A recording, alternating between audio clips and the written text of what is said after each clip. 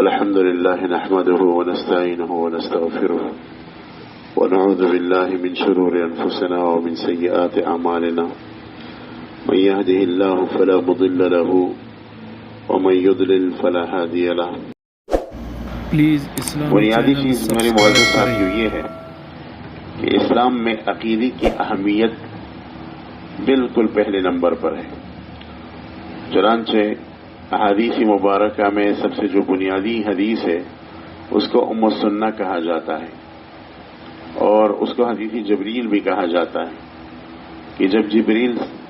علیہ الصلاۃ والسلام رسول اللہ صلی اللہ علیہ وسلم کے سامنے تشریف لے آتے ہیں اور ان سے مطالبہ فرماتے ہیں کہ مل ایمان، اور اس مطالبے کی بنیادی وجہ یہ ہوتی ہے کہ صحابہ کو پتہ چل جائے کہ عقیدے کی کیا اہمیت ہے. تو رسول اللہ صلی اللہ علیہ وسلم جواب فرماتے ہیں کہ الایمان ان تؤمن باللہ وملائکتہ وکتبہ ورسلہ والبعث بعد الموت والقدر خیرہ وشرہ من اللہ تعالی. تو اس طریقے سے جواب عطا فرماتے ہیں. اصل میں اس حدیث کے اندر عقیدے کی اہمیت رسول اللہ صلی اللہ علیہ وسلم واضح فرماتے ہیں، اور اس عقیدے کی اہمیت کو اجاگر کرنے کے لیے اللہ تعالیٰ نے حضرت جبریل علیہ السلام کو اسی واسطے رسول اللہ صلی اللہ علیہ وسلم کے سامنے بھیجا تاکہ وہ سوال کرے، اور رسول اللہ جو علوم کا سمندر ہے وہ صحابہ کے سامنے بالکل خوبصورت انداز میں عقیدے کی اہمیت کو پیش کرے، عقائد کو پیش کرے، تاکہ صحابہ کو عقیدے کی اہمیت کا پتہ چل جائے. تو اسلام میں سب سے بنیادی چیز جو ہے وہ عقیدے کی اہمیت ہے. اسلام اعمال میں تو تھوڑی بہت آسانی برداشت کر لیتا ہے، تھوڑی بہت میں اپنی تعبیر میں کہوں گا سستی بھی برداشت کر لیتا ہے. مثلا کسی نے زکوٰۃ نہیں دیا اور وہ زکوٰۃ کی دینے کا عقیدہ رکھتا ہو، صرف سستی کی وجہ سے اس نے زکوٰۃ نہیں دیا تو کافر نہیں ہوا، وہ پھر بھی مسلمان ہے. لیکن اگر اس نے عقیدے کے اندر سستی کی تو بس اوقات تو وہ اہل سنت والجماعت سے نکل جاتا ہے، اور بس اوقات تو بالکل وہ اسلام سے ہاتھ دھو بیٹھتا ہے اور اسلامی سے نکل جاتا ہے. غرض میری بات کا یہ ہے کہ اسلام کے اندر اعمال کے حوالے سے تو برداشت ہے، لیکن عقیدے کے حوالے سے برداشت بالکل نہیں ہے. لہذا اسلام آپ سے عقیدے کے اندر بالکل تسلط چاہتا ہے، پتھر جیسا اور لوہے جیسا عقیدہ چاہتا ہے. عقیدے میں تیقن اور یقین کو بہت بڑا دخل ہے. عقیدے کے اندر اسلام سستی بالکل برداشت نہیں کرتا. تو ہمارا جو آج کا موضوع ہے بہت ہی اہم عنوان سے ہے کہ عقیدے کی اہمیت اسلام میں کیا ہے. سلف صالحین نے ہمیشہ عقیدے کو اہمیت دی. حضرت ابوبکر صدیق رضی اللہ تعالی عنہ کے زمانے میں جب ان لوگوں نے کہ رسول اللہ صلی اللہ علیہ وسلم کے سامنے آئے اور نبوت کا دعویٰ کیا جیسے مسلم کذاب، تو ابوبکر صدیق نے ان کے خلاف لشکر کشی کی، اور یہ پہلا جنگ تھا صحابہ کے دور میں عقیدے کے حوالے سے، اور باقاعدہ اس میں مسلم کذاب کی قوم کی طرف سے جو بنو حنیفہ ہے تقریباً 28,000 لوگ جو ہے نا وہ مر گئے، ہلاک ہوئے. اور صحابہ میں سے اس مقدس جنگ اور مقدس جہاد کے اندر صحابہ کی طرف سے ایک روایت کے موافق تقریباً 1200 صحابہ شہید ہوئے، اور دوسری روایت کے موافق تقریباً 1800 صحابہ شہید ہوئے، اور تیسری روایت کے موافق تقریباً 2200 صحابہ شہید ہوئے. یہ جو جنگ تھی یہ عقیدے کی تقدیس کے لیے تھی کہ بھئی عقیدہ صحیح رکھو، عقیدے میں سختی کرو، عقیدے میں تسلط رکھو. اور یہی حال حضرت عمر فاروق رضی اللہ تعالی عنہ کا بھی تھا. چنانچہ مسند دارمی کے اندر، یا یہ کہیے سنن دارمی، اس کے اندر ایک روایت ہے کہ ایک آدمی تھا سبیق ابن عسل، وہ لوگوں کے درمیان غلط عقیدے کو پھیلا رہا تھا. جگہ بجگہ وہ اپنے جراثیم کو پھیلا رہا تھا اور لوگوں کے اندر جو ہے اسلام کے خلاف باتیں کرتا تھا اور تجسیم کا ایک خطرناک عقیدہ رکھتا تھا. تو جب وہ اس طرح خطرناک عقیدہ رکھتا تھا تو حضرت عمر بن عاص اور ان صحابہ نے ان کو حضرت عمر فاروق کے پاس بھیجا. اس کو پہلے جو ہے نا زنجیروں سے باندھ دیا اور حضرت عمر فاروق امیر المومنین کے پاس جو ہے نا بھیجا. جب وہ مدینہ منورہ لائے گئے تو جو آدمی لایا تھا اس سے حضرت عمر نے فرمایا کہ آج تو مجھے فرصت نہیں ہے، کل میرے عدالت میں اس آدمی کو پیش کرنا ہے تمہیں، اور یہ بہت حساس مجرم ہے، لہذا اس پر کڑی نظر رکھو۔ جب حضرت عمر فاروق کے دربار عمر میں کل کو وہ آدمی پیش ہوا تو حضرت عمر فاروق نے ان سے پوچھا کہ اچھا تم کیا کہہ رہے تھے کہ عقیدے کے حوالے سے، اور انہوں نے کہا کہ میں کہتا ہوں کہ اللہ تعالیٰ عرش کے اوپر بیٹھا ہوا ہے، نعوذ باللہ، اور تقسیم کے خطرناک عقیدے کو پیش کر رہا تھا۔ حضرت عمر رضی اللہ تعالی عنہ نے کہا کہ میں آپ کے علاج کو کرتا ہوں، چنانچہ وہ بڑے بڑے جو ہے نا اسٹک لے آیا اور چھڑیاں لے آیا اور اس کو اکٹھا کر کے اس آدمی کو کہا کہ بیٹھ جاؤ، اور اس سے قمیص بھی نکال لیا اور اس کے اوپر ضربہ ضربوں کا گردان شروع کیا اور خوب مارا، اتنا مارا کہ وہ لہو لہان ہو گیا، اس کا جسم زخمی ہو گیا۔ اور پھر حضرت عمر رضی اللہ تعالیٰ عنہ نے فرمایا کہ اس کو جیل کے اندر ڈال دو اور تقریباً 3 مہینے تک میرے سامنے نہ آؤ۔ جب 3 مہینے گزر گئے اور وہ آدمی ٹھیک ہوا اور زخمی بھی اس کی ٹھیک ہو گئی تو دوبارہ حضرت عمر نے بلایا اور دوبارہ مارنے لگے اور خوب لہلوہان کیا اور اس کے اوپر جنب خون بہ رہا تھا۔ پھر دوبارہ اس کو جیل کے اندر بند کر دیا۔ 3-4 مہینے بعد تیسری مرتبہ لے آیا اور پھر جب مارنا شروع کیا تو اس آدمی نے کہا کہ امیر المؤمنین، اگر آپ چاہتے ہیں کہ مجھے قتل کرے تو احسن قتلی، تو میرے قتل کو صحیح طریقے سے کرے، بس تلوار اٹھائیے اور میرے سر کو تن سے جدا کرے، لیکن یہ تکلیف آپ مجھے نہ دے، اور اگر آپ چاہتے ہیں کہ ان مار کی وجہ سے میری اصلاح ہو گئی ہے تو میں قسم کھا کر کہتا ہوں کہ جب پہلی چھڑی آپ کی طرف سے میرے اوپر لگی ہے اس پہلی چھڑی کی وجہ سے میری اصلاح ہو گئی تھی، تو اس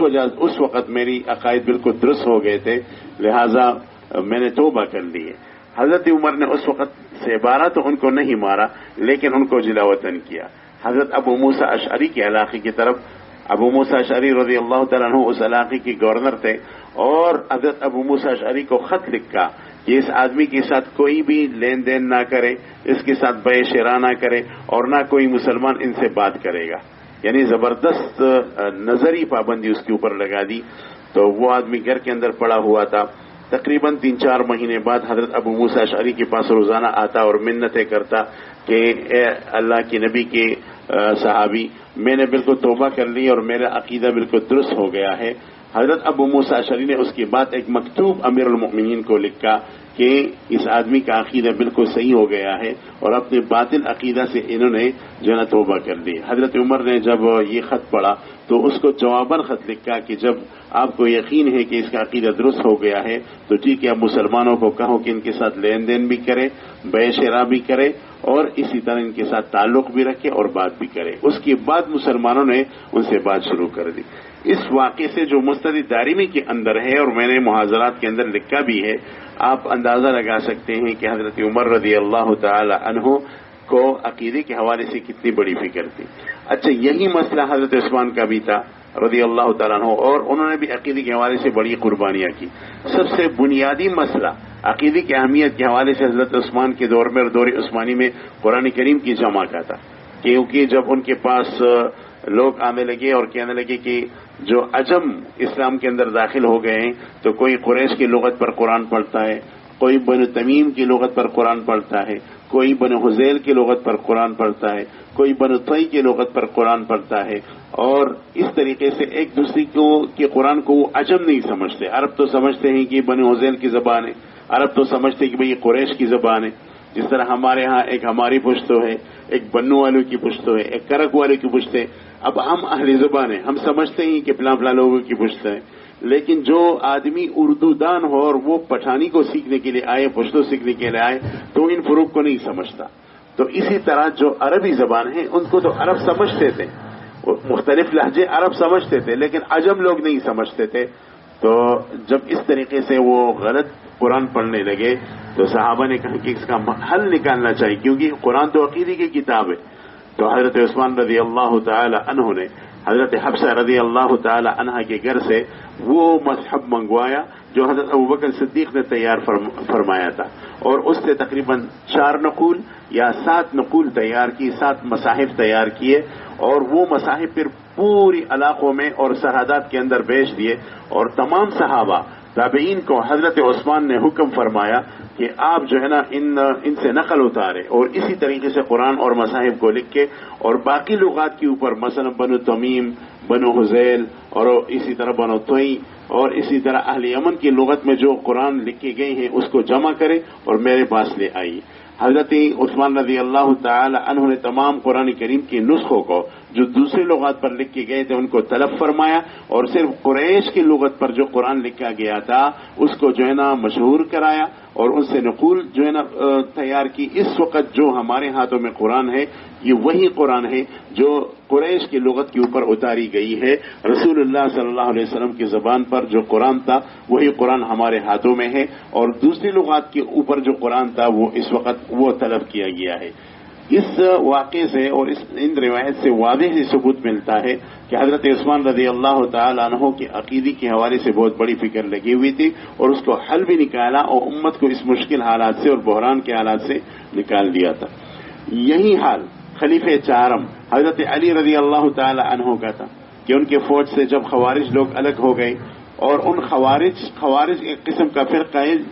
جو تکفیری فرقہ ہے، جو چھوٹے چھوٹے بات پر مسلمانوں کی تکفیر کرتا ہے۔ آج کل بھی اس طرح لوگ مل جاتے ہیں کہ چھوٹی چھوٹی بات پر لوگوں پر شرک کا فتویٰ لگاتے ہیں کہ تم بھی کافر ہو، تم بھی کافر ہو۔ کفر کا فتویٰ میرے بھائیوں لگانا بہت مشکل ہوتا ہے، یہ فقیہ کا کام ہے، اور فقیہ ہزاروں جوانب کو دیکھ کر کفر کا فتویٰ لگاتا ہے، تو کسی مسلمان کو کافر کہنا بہت مشکل ہے۔ تو حضرت علی رضی اللہ تعالی عنہ کے زمانے میں یہ فرقہ تھا جو انتہائی تیز تھا، جن کو خوارج کہا جاتا تھا، اور چھوٹی سی چھوٹی بات پر مسلمانوں کو کافر کہہ دیتا تھا اور کہتا کہ یہ کافر ہے، یہ کافر ہے، یہ مشرک ہے۔ تو یہ لوگ حضرت علی کی فوج سے اور حضرت علی کے جو مجاہدین تھے ان سے الگ ہو گئی۔ یہ جو تکفیری قسم کے لوگ تھے سخت طبیعت کے، اور ان کی تعداد تقریباً 12,000 کے اندر تھی۔ حضرت علی نے ان کو بہت سمجھایا اور ان کی عقیدے کی فکر کی، یہاں تک کہ ان سے علمی گفتگو کے لیے حضرت عبداللہ بن عباس رضی اللہ تعالیٰ عنہ کو بھیجا اور انہوں نے باقاعدہ ان سے گفتگو کی، مناظرہ کیا، اور مناظرہ میں ان اہل بدعت یعنی خوارج کو لاجواب کیا کہ بھائی جو تم بات کر رہے ہو مسلمانوں کو کافر گردانتے ہو، یہ بات ٹھیک نہیں ہے، لیکن وہ الگ بات ہے کہ وہ نہیں مانے۔ اس واقعے سے پتہ چلتا ہے کہ حضرت علی رضی اللہ تعالی عنہ کے ساتھ جو ہے نا عقیدے کی بہت فکر تھی، ان کے پاس عقیدے کی بہت فکر تھی۔ ایک دوسرا واقعہ جو کتابوں نے لکھا ہے کہ حضرت علی رضی اللہ تعالی عنہ وہ لوگ ان لوگوں کو پکڑ لیا جو کہتے تھے کہ حضرت علی الہ ہے، حضرت علی خدا ہے، تو ان لوگوں کو پکڑ لیا، بعض روایت کے موافق ہو ان کو جلا دیا آگ سے، ان کو آگ سے جلا دیا کہ تم اس کفر عقیدے کو کیوں پھیلاتے ہو، اور یہ کہتے ہیں کہ میں جو ہے نا خدا ہوں، اور ان لوگوں کو جلا کر راکھ کر دیا۔ یہ بعض روایت میں آتا ہے۔ تو ان واقعات سے پتہ چلتا ہے کہ صحابہ کے اندر عقیدے کی بہت بڑی اہمیت ہے۔ عقیدے کی اہمیت کا اندازہ آپ اس سے لگا سکتے ہیں کہ سب سے بڑی عقیدے کی جو کتاب ہے وہ قرآن ہے۔ چنانچہ محققین علماء نے لکھا ہے کہ قرآن کریم کے اندر 6,500 آیات ہے، لگ بھگ کم اور زیادہ، ان میں 5,000 آیات عقیدے سے متعلق ہے، 5,000 آیات عقیدے کی اہمیت سے متعلق ہے۔ یہ آپ کہیے ایک دوسری تعبیر میں کہ تقریباً 80% جو قرآن کریم کی آیات ہے یہ عقیدے کی اہمیت سے متعلق ہے، یا تو اس میں اللہ تعالیٰ کی ذات اور صفات کی بحث ہے، یا اس میں آخرت کی عقیدے کی بحث ہے، اور یا اس میں رسالت نبوی صلی اللہ علیہ وسلم کی بحث ہے، اور یہ تمام عقائد کی بحث ہیں۔ تو اللہ کی کتاب کے اندر جو بنیادی کتاب ہے تقریباً 5,000 آیات عقیدے کی اہمیت کے متعلق ہے، اور باقی جو 1,500-1,400 آیات رہ گئی یہ حلال و حرام اور دوسری چیزوں سے متعلق ہے۔ آپ اس سے اندازہ لگا سکتے ہیں کہ عقیدے کی کتنی بڑی اہمیت ہے۔ نیچے آ جائیے سلف صالحین کی طرف۔ امام ابو حنیفہ رحمۃ اللہ علیہ جو تھے ہمارے مذہب کی سرخیل ہے، اور ہم جس کے مقلد ہے، بہت بڑے شخصیت ہے، تابعی ہے، 4 اماموں میں ان کو یہ درجہ حاصل ہے کہ وہ تابعی ہے، دوسرے ائمہ حضرات جو ہیں وہ تابعی بھی نہیں ہے، اور امام ابو حنیفہ رحمۃ اللہ علیہ نے باقاعدہ صحابہ کو دیکھا ہے۔ واحد تابعین میں سے یہی شخصیت ہے کہ جن کی طرف سے ہمیں تقریباً عقیدے کے 5 کتابیں پہنچی ہیں۔ آپ حیران ہوں گے کہ تابعین کی طرف سے عقیدے کی اتنی سارے تعداد میں اور اتنے کثیر تعداد میں ہمیں کتابیں نہیں پہنچی۔ واحد امام ابو حنیفہ ایسے تابعی ہیں کہ دیگر جو کتابیں وہ تو الگ ہے، اس بات میں نہیں پڑھنا چاہتا، لیکن عقیدے کے حوالے سے جو انہوں نے کتابیں لکھی ہے وہ 5 کی تعداد میں ہمارے پاس پہنچی ہے، اور وہ الحمدللہ اس وقت امت کے ہاتھوں میں ہے، اور امت ان کتابوں سے باقاعدہ فائدہ اٹھا رہا ہے۔ امام حنیفہ رحمۃ اللہ علیہ کی جو بنیادی تصنیف عقیدے میں جو بالکل محور کی حیثیت رکھتی ہے اور حرف عادل کی حیثیت رکھتی ہے وہ فقہ اکبر ہے، اور فقہ اکبر کے اوپر بہت سارے علماء نے شروحات لکھی ہے، اور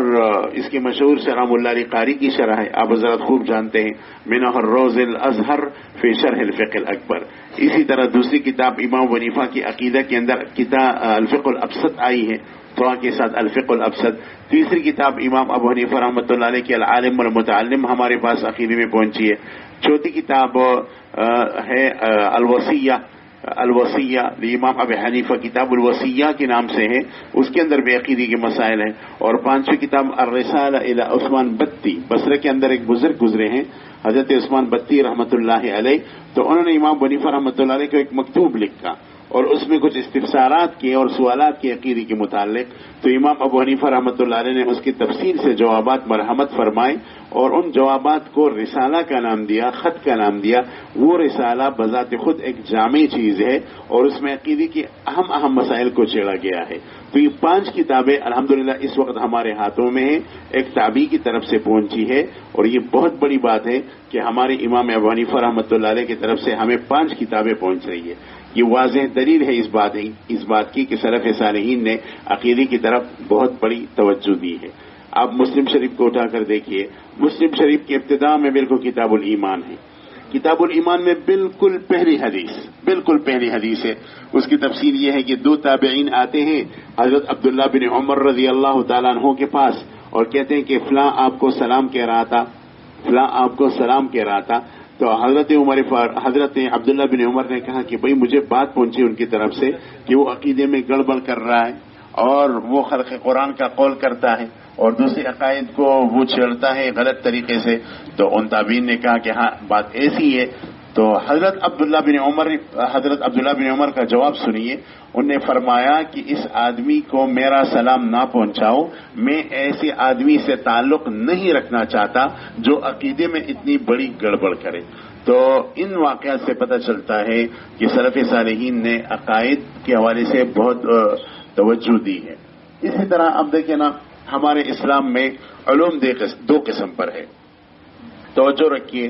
ایک قسم کا جو علم ہے اس کو علم اعلیٰ کہا جاتا ہے، اعلیٰ کا مطلب یہ کہ غیر مقصودی علوم، اور دوسرے قسم کی جو علوم ہیں ان کو علوم عالیہ کہا جاتا ہے عین کے ساتھ، یعنی مقصودی علوم۔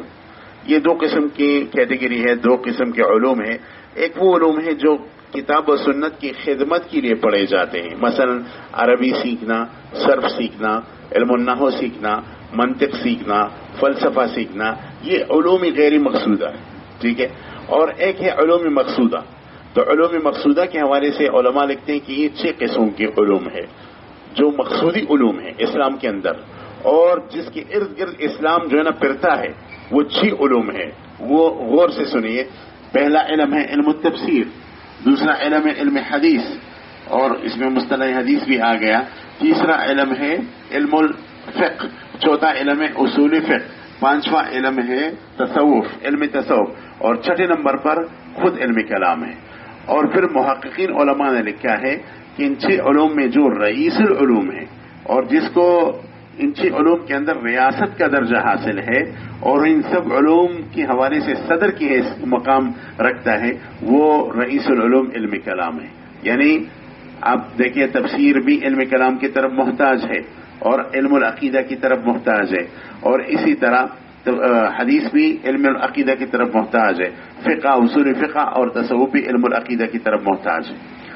آپ قرآن کریم کی کسی بھی تفسیر کو اٹھا کر دیکھیے تو وہ تفسیر آپ کو صحیح لگے گا، وہ مفسر قرآن کریم کی آیات کی تفسیر کو درست انداز سے امت کے سامنے پیش کرے گا جو علم العقیدہ کا ماہر ہو۔ اگر علم العقیدہ میں وہ مہارت نہیں رکھتا تو وہ قرآن کریم کی تفسیر کے اندر 100% ناکام ہے، اور اس کی اس تفسیر سے امت کو فائدہ نہیں، سراسر نقصان پہنچے گا۔ آپ جس تفسیر کو بھی اٹھائیے تو اس کا جو مفسر ہوتا ہے اور مصنف ہوتا ہے وہ اپنے وقت کا ایک بہت بڑا متکلم اور علم العقیدہ کا بہت بڑا امام ہوگا. اب دیکھیے تفسیر کبیر جو ہمارے تفاسیر کے اندر ایک کلیدی حیثیت رکھتا ہے، تفسیر کبیر کو اٹھا کر دیکھیے، اس کے مصنف امام فخر الدین الرازی رحمۃ اللہ علیہ، اور یہ اسلام کا حسن ہے، یہ تفسیر اسلام کی حقانیت کی دلیل ہے. تفسیر کبیر کے جو مصنف ہے ایک طرف اگرچہ وہ مفسر ہے لیکن دوسری طرف وہ علم العقیدہ کے ماہر ترین علماء میں شمار کیا جاتا ہے، یہاں تک کہ ان کی علم العقیدہ اور علم الکلام کے اندر مہارت انگریز بھی مانتے ہیں، اور انہوں نے ان کے اوپر مقالے لکھے ہیں اور پی ایچ ڈی کی ہیں اور اسی طرح ایم فلز کیے ہیں، اور ان کی جو عقیدے کے اندر مہارت ہے ان کی گن گاتے ہیں اور کہتے ہیں کہ یہی آدمی جو اسلام میں گزرا ہے واقعی عقیدہ اور علم کلام کا بہت بڑا ماہر تھا. اور اسی طرح جو دوسرے مثلا روح المعانی تفسیر آپ اٹھا کر دیکھیے، تو روح المعانی کی جو مصنف علامہ محمود علوسی رحمۃ اللہ علیہ، ایک طرف تو ٹھیک ہے وہ مفسر ہے لیکن اور محدث بھی ہے، دوسری طرف وہ علم عقیدہ کے اور علم کلام کے ماہر علماء میں شمار کیے جاتے ہیں. اسی طرح تفسیر نصفی ہمارے ہاں بہت مشہور ہے، امام ابو البرکات نصفی کی تفسیر ہے. ایک طرف تو وہ آدمی مفسر ہے اور لیکن دوسری طرف وہ شخص اور وہ آدمی اسی کے اندر علم العقیدہ کے اندر امامت کا درجہ رکھتے ہیں. اور اسی طرح قرآن کریم کی وہ آیات جو آپ کے سامنے میں نے اس سے پہلے پیش کی کہ تقریباً 5000 آیات وہ عقیدے کے ساتھ تعلق رکھتے ہیں، تو ان آیات کی تفسیر کو کرنا مشکل ہوتا ہے، آسان نہیں ہوتا، اور ان آیات کی صحیح طریقے سے تفسیر وہ آدمی کر سکتا ہے، وہ شخص کرتا ہے جو علم العقیدہ کے اندر ماہر ہو. تو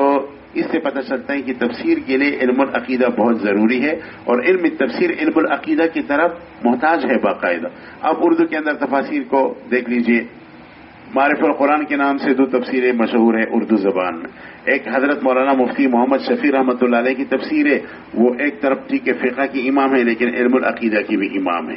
اسی طرح دوسری معرف القرآن حضرت مولانا ادریس کاندھلوی رحمۃ اللہ علیہ کی مشہور ہے، اس میں تو علم کلام کی مسائل کو بہت بسط کے ساتھ چڑھا گیا ہے، تفصیل کے ساتھ چڑھا گیا ہے. حال ہی میں جو قرآن کریم کی مختصر تفسیریں آئی ہیں ان میں نامی گرامی جو اور مشہور تفسیر ہے وہ شیخ الاسلام حضرت مولانا مفتی محمد تقی عثمانی صاحب دامت برکاتہم کی تفسیر ہے، جس کو آسان ترجمان قرآن کے نام سے پہچانا جاتا ہے. اور میں تو سمجھتا ہوں کہ یہ ایسی تفسیر ہے کہ ہر ساتھی کو لینی چاہیے. اردو زبان میں ہے، آسان زبان میں ہے، ذوق فہم ہے اور